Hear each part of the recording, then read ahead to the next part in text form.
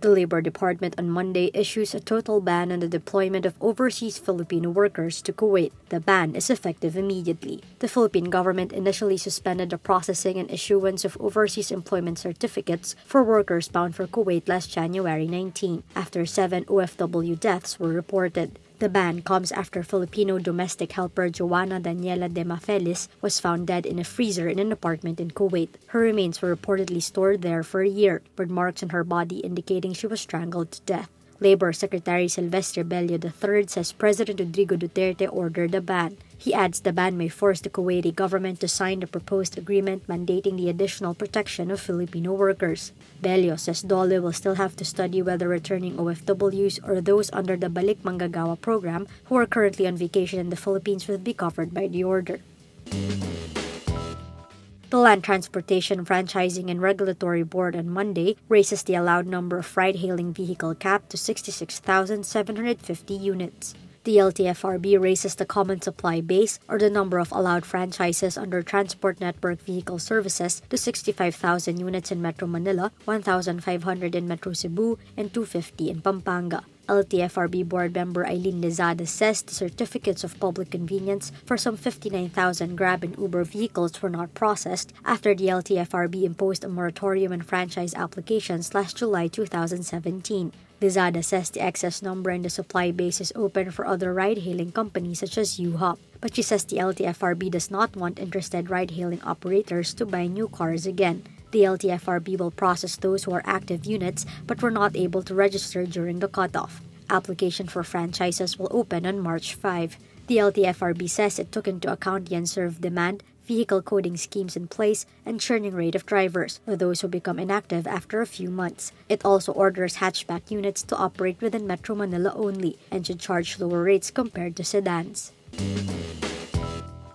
The amount of foreign direct investments or FDIs coming into the Philippines surged to $8.7 billion during the first 11 months of 2017, surpassing the full-year target of $8 billion set by the Bangko Sentral ng Pilipinas. The BSP on Monday says the FDI net inflows amounted to $869 million in November 2017, compared to $744 million posted in the same month in 2016, or an increase 16.9%. It says, quote, this was due mainly to the 13.1% expansion in non-residents' net placements and debt instruments issued by local affiliates or intercompany borrowings to reach $604 million. In November 2017 alone, net equity capital inflows grew by 38.7% to $210 million, as equity capital placements of $228 million more than offset the $18 million in withdrawals. BSP data shows the bulk of cross-equity capital investments came from Singapore, Hong Kong, Luxembourg, China, and the United States. The BSP says the sustained FDI inflows reflected investor confidence given the Philippine economy's solid macroeconomic fundamentals and growth prospects. Actress and singer Sharon Cuneta thanks President Rodrigo Duterte for giving her a video message saying he's her good friend. Cuneta posts the video on her Instagram account. Duterte in the video thanks Cuneta for all the things she's done for him and his family. Ma'am Sharon, thank you for remembering me.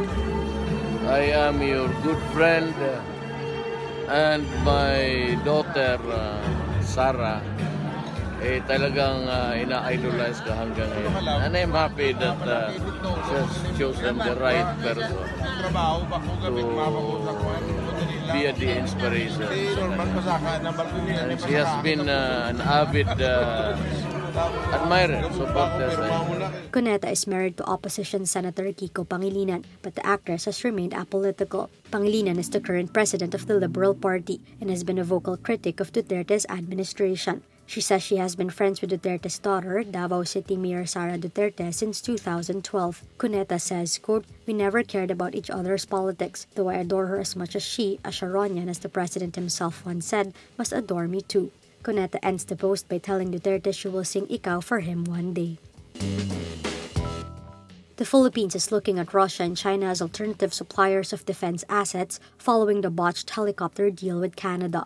This after President Rodrigo Duterte canceled the Canada deal because he supposedly didn't appreciate what he slammed as intervention on internal affairs. The military was set to acquire 16 Bell choppers worth $235 million from Canada, but the Canadian government ordered a review of the contract over concerns on the government's human rights record. Defense Secretary Delfin Lorenzana on Monday says the cancellation of the contract to acquire Canadian Bell choppers will delay the military's modernization program. Lorenzana says, quote, "The formal letter canceling the contract is being prepared and I will sign it this week. We are looking at Korea, Russia, China, Turkey, and other countries for the medium-lift helicopters in lieu of the Bell 412.